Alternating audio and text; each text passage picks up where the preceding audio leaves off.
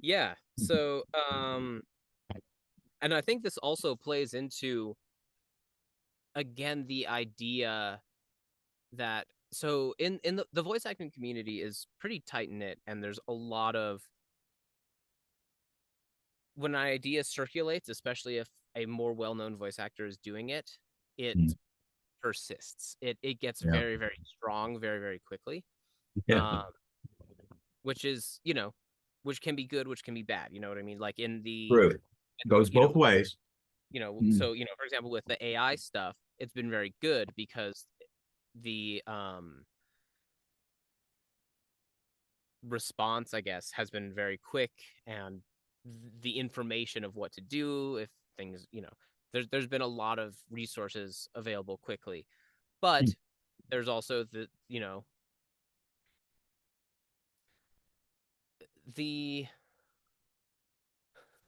I don't want to insult anybody, but the amount of money that voice actors spend on one thing versus another can is confusing to me sometimes, Mm. where voice actors will spend $6,000 on a demo production, or a demo production plus education, but won't but then will be very unwilling to spend more than $150 on their booth, Mm. which is going to impact the demo itself. So like it's, and I'm not saying that that is across the board, but getting a really good demo is expensive, and it should be, because you want a high quality production. But but then it's also like, okay, but what are all the ways I can cut off my savings on the booth? um Up until you get to the voice actors who are like, okay, no, I want to spend the $15,000 on the whisper room. But so like that's sort of its own conversation. But I think it's because people follow popularity. mhm. I can be wrong. Oh, I can be wrong. But it's like, well, why should I buy this system or order all this stuff and make this or hire this designer or whatever? Because so and so did it on his own and he just stuck these panels up and he's doing lots of work. Well, Mm, the guy you might be talking about might have been doing this for 20, 30 years. And he knows what he's doing and how to get what he needs and wants. And what it looks like may be deceptive. It mhm. may be not what you're seeing in the picture or in the video, not how it's really done. There's a lot more stuff going on than what you can see. So you never know. Yeah. Um, Again, I mean, it's the same thing with me.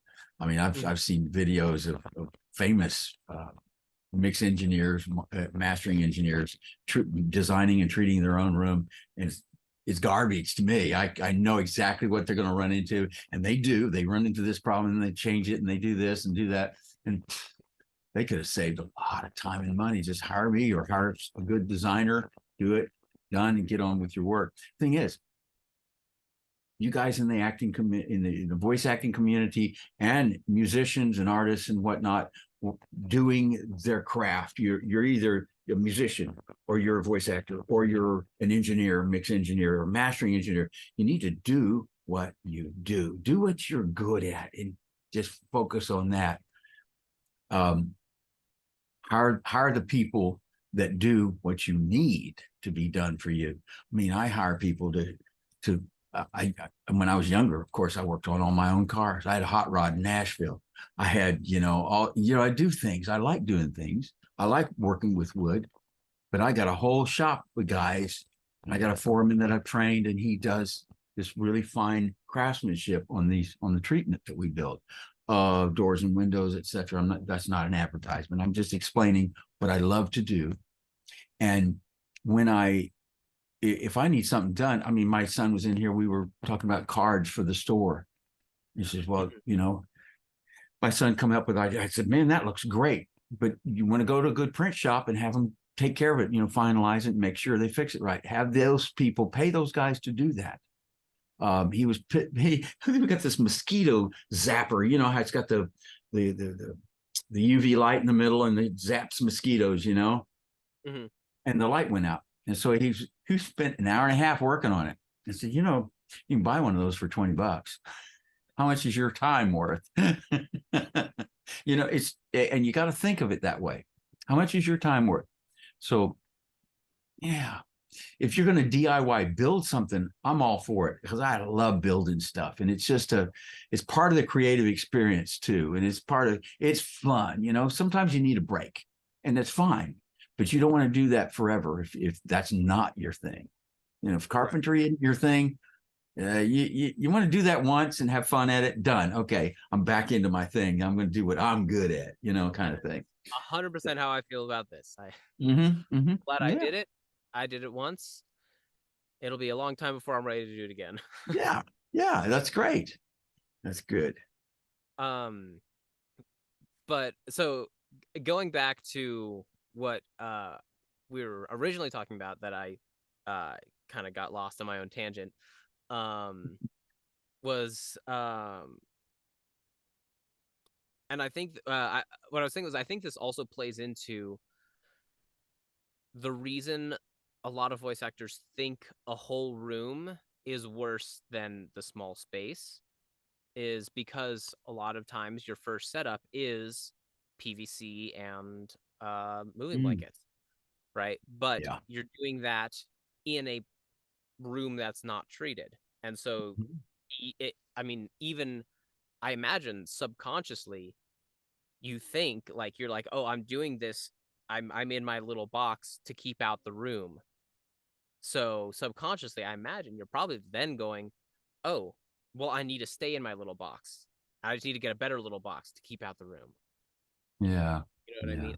I assume because um I don't know if I don't think I actually said this, but like since this is for helping, when I came to you originally for the consultation, I was intending to build a small box in this room Yeah. I know. Yeah.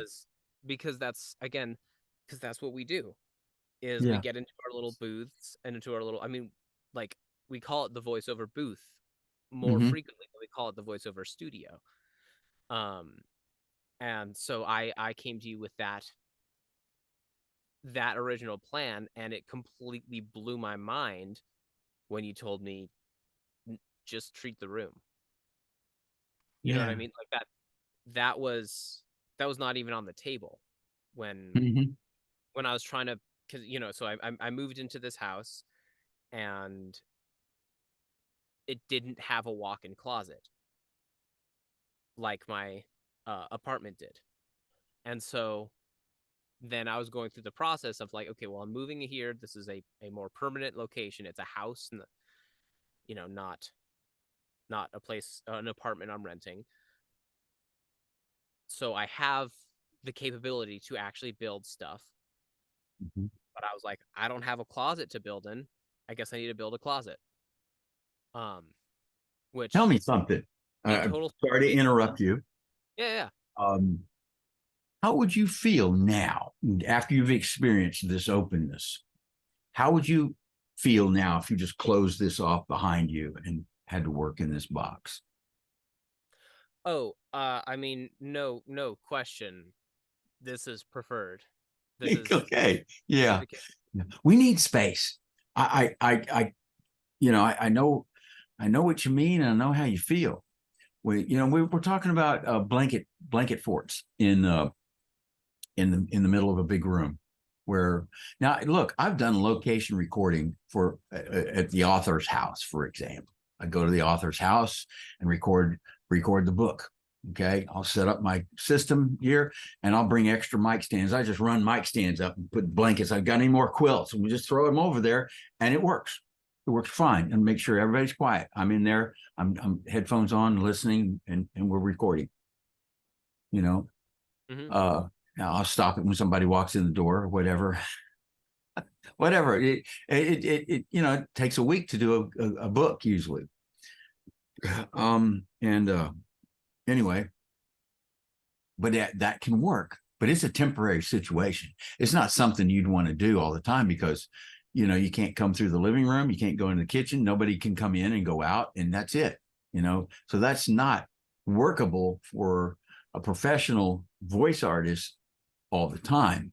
If you're on the road, yeah, a blanket fort is great. You know, it's quick. You can pack it up, you know, put it in the car and then set it up and just work. You know, do it in the hotel room, motel room, do it in the car, whatever. Hey, you got to do what you do. Mm-hmm. But when you get into a situation where it's permanent, if it's your home, you don't be working in a blanket fort. Right. That's oh man, it's never going to sound right, you know. Same way with the foam line booths, you know, they're just too small and they're too claustrophobic. It would be for me anyway. I think most artists will find it claustrophobic, and it's like after doing that for a few years, you're gonna go, God, this is a chore. I just don't want to go back in there. Seriously, that's how you start to feel. But if you have a room, you've got a window there, you've got it's a spacious room. It's nice and comfortable.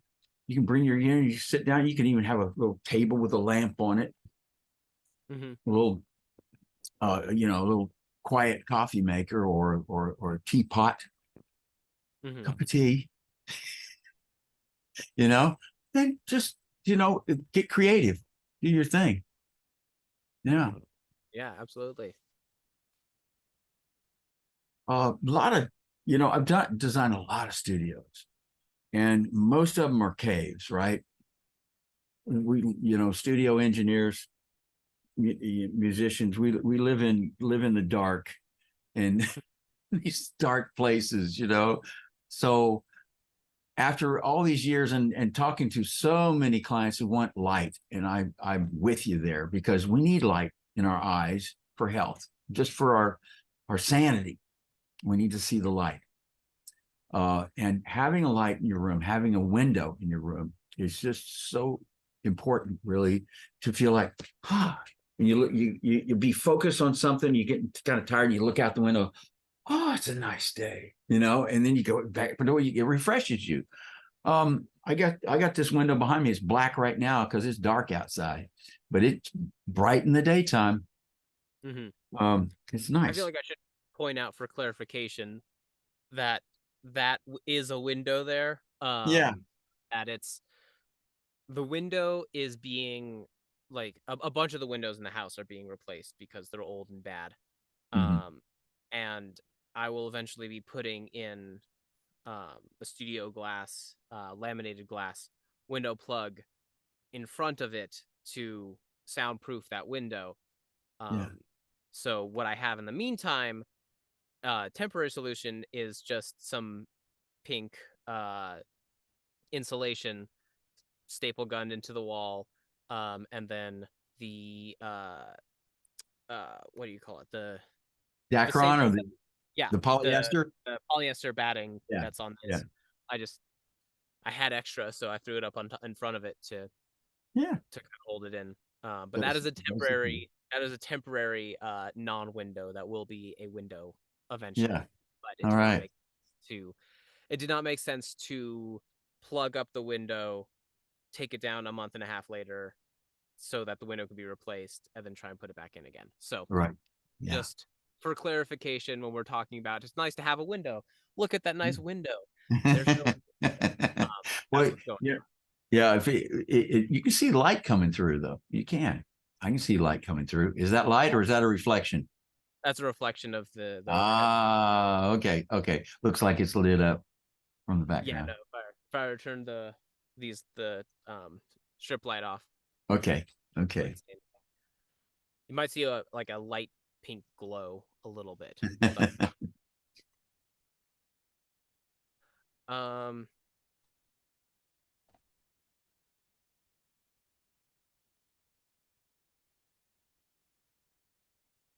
Like how you got the lights around the top of the treatment there. You did it. yeah, yeah. So what I've got is these fake clouds, Uh-huh. because Peter Rein figured I'd play into the name, I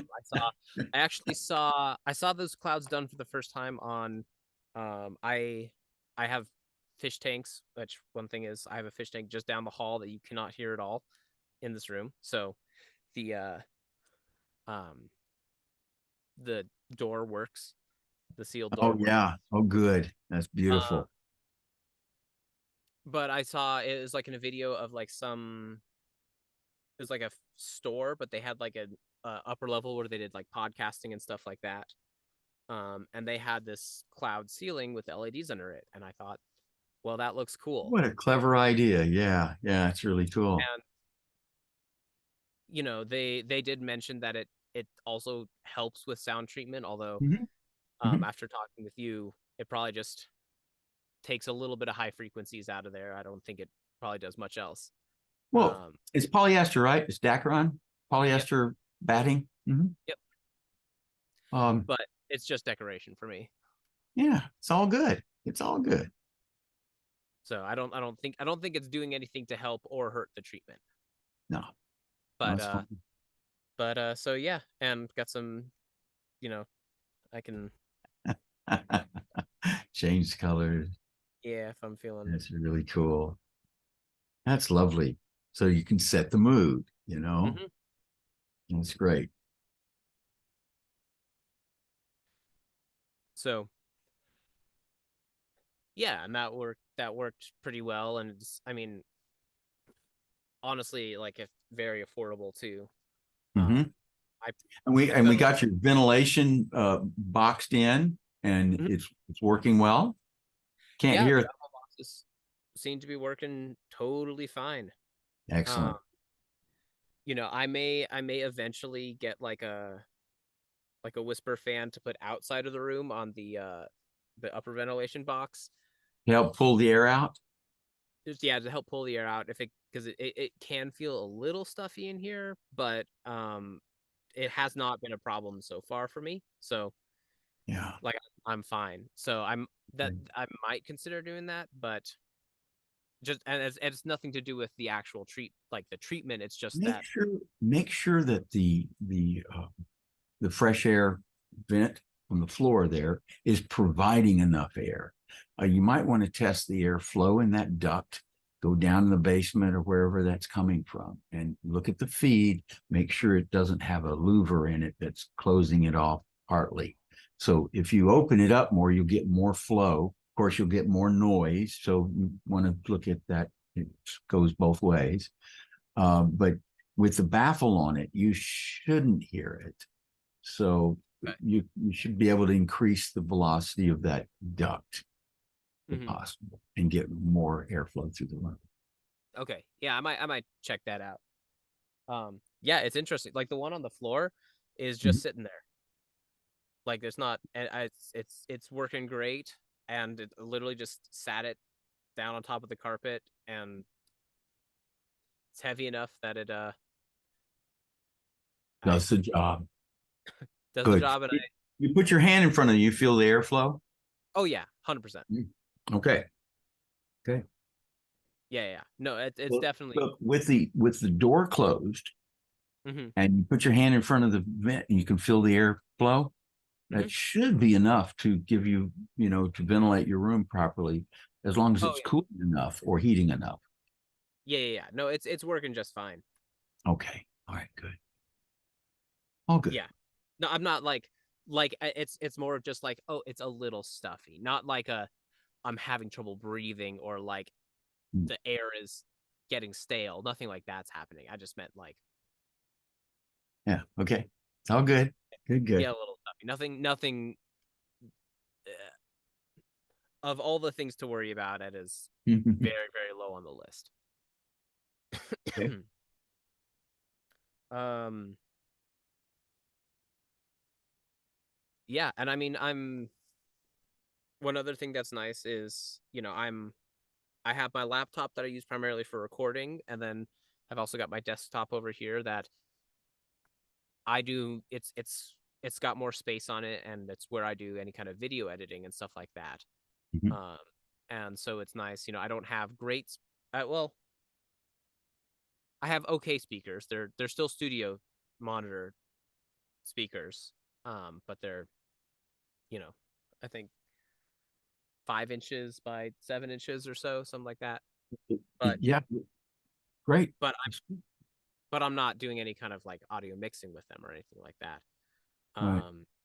But I definitely remember at my other place there was one frequency that just spiked 100, like would always spike when I was listening, and it would like make me second guess, and I'd go back, take the recording back over to my computer and be like, okay, wait a minute, am I making this up? And then Yeah. and so that's gone. So Yeah, even because when I'm your doing full video your edit, whole room is treated. Yeah. Yeah. so when I'm doing the video editing, even though that's not necessarily my, I just have my USB mic. It's a good USB mic, but it's USB mic over there. Um, that also works great for any kind of meetings and anything like that. Obviously, Yeah. for this, I was like, I want to be doing that at the actual recording space because that makes sense. But um, that is another thing that's nice, is that I can adjust if I need to Yeah. and Excellent. still feel confident. I mean, and that's at the end of the day, in my opinion, that's the thing that you're looking for, right? Is just being confident in your space and not having to worry Absolutely. about it. That's primo number one. Yeah. To be able to do your work and be comfortable doing it. Um, absolutely. So yeah, I think there's nothing else that's on my oh, I guess I did have one other question. That's this is less, this is just for me. I was curious. I was just curious why the batting that's there, um what is why is that in these panels? Is that just to kind of like help prevent the pink? The batting, yeah. The fiberglass can work through the fabric sometimes if it's Mhm. right in front of the fabric. So, if you're going to brush on it, you're going to touch it, you're going to bump it, and Mhm. it'll work through. The polyester batting as a barrier. Okay. It's an excellent filter material. They actually use it for filters, you know. Yeah. So it's the perfect thing to put on the face there. So it also provides a uniform background for your material. So you put your cloth over. Sometimes some of this fabric is quite see-through. And if your insulation is pink and it models into different colors and different uh, shades of pink in there, lines and stuff, sometimes you can see through the fabric, you can see that. But if Mhm. you put the polyester in front, it gives it a uniform background for the fabric, and it just looks clean and straight, clean and nice. Yeah. Yeah, I mean, I can see a little bit of the yellow poking through on these the tighter panels here, but it's not anything Okay. to worry about. I mean, that's that it it's uh Oh, what, yeah, the 705. 705. Yeah. 705 But it is yellow, and it's gonna I've found that to be fairly uniform. And since mhm. it's a rigid, it's flat. So it does dress nicely with fabric over it. So usually Yeah, yeah, fine. yeah. It looks, oh yeah, no, it looks totally fine. I'm not concerned. Um but that's why I was just wondering, I was just wondering why it's in these and not, I had my own Mm. ideas and they were correct, but I just wanted to ask to Oh, you were right. yeah. I mean, it's one of, like, again, just even the same thing with talking with that studio engineer, where it's like, hey, I know my room sounds good. I know my gear is working. I know that I've got things set up correctly, but can you tell me that that is what's going on so that I know I know? You know what I It's mean? good to have confirmation. So, So it's good to talk to somebody. Say, no, you're not crazy. I hear mhm. it too. Oh yeah, absolutely. Yeah, It's important because, again, you want, that's why we do that, is because we, it's our work, and we yeah. we need to be sure. So we double check. You know, Hmm. it's yeah. And it's even with, despite all the resources out there, it's still, at the end of the day, as a voice actor, it's still you in your space with your recordings and your everything, and it's so easy, especially with recording stuff, especially if with recording stuff and you don't have any background in engineering, in recording engineering, or like I'm fortunate that I have a music background, so my ears are a little bit more in tune to that aspect of stuff. Um, but man, it's so easy just to get in your own head when all Oh you have yeah. to do is Oh yourself. yeah. We all do that, and especially creatives. We overthink too much. And let me tell you, I was just talking to a fellow who built his studio before he called me, and it was wrong, and he's going to have to take some walls out to fix it. And that's the thing. He says, "Well, I studied for about I took weeks and weeks of research and studies and before I figured this out, and then I built this." I said, I say, I'm 70 years old, and it's my life's work, and I still feel inadequate to write this book. I still feel, well, I'm not too sure about that. Well, I wonder, maybe I should check. That's how I feel. If you think I feel that way, how should you feel? You know, Yeah, no, so we all have. The more you know, okay, it's Dunning-Kruger thing. The more you know about a subject, the more you understand it, the less confident you're going to feel, and that's just the way it is. yeah, And second guessing yourself, yeah, that's normal in the creative stage. But listen, as John Cleese puts it, when you're being creative, it's like boys with their blocks and trucks and diggers and toys, and let's play. We're going to play. Anything's possible. We can stack it up this way. And we find out what works. And when you find out what works, stop and lock it down. And then you're not playing anymore. It's locked and it doesn't change, and you don't second guess it. That's how we got to work, you know? So, yeah, yeah. But yeah, there's a path to being creative, and then there's a path to getting it done, you know. So you kind of have to have the two minds about it. You got to be able to play, and you got to be able to lock it down and not second guess yourself. Once you know, okay, this works, I'm going to do this, and you do it, done. I'm not going to look at it again. Send it off to the engineer. oh yeah, absolutely. Yeah. Awesome. Well, I think I'm out of questions. So, Okay. yeah, thanks so much for not only for chatting with me, but also for designing this space and um helping me along the way and answering all of my questions, because as much as I have the insecurities about, like, does my space sound good? Boy, am I not a carpenter. So, um You did figuring a all great job. I think I tell you what, Peter, it looks wonderful. It looks fantastic. And I hope you have years and years of fantastic success with this. Thank you so much. And yeah, wish you all the best. And thank you for doing this with me and helping everybody else when I edit and publish this. It'll be great. Good.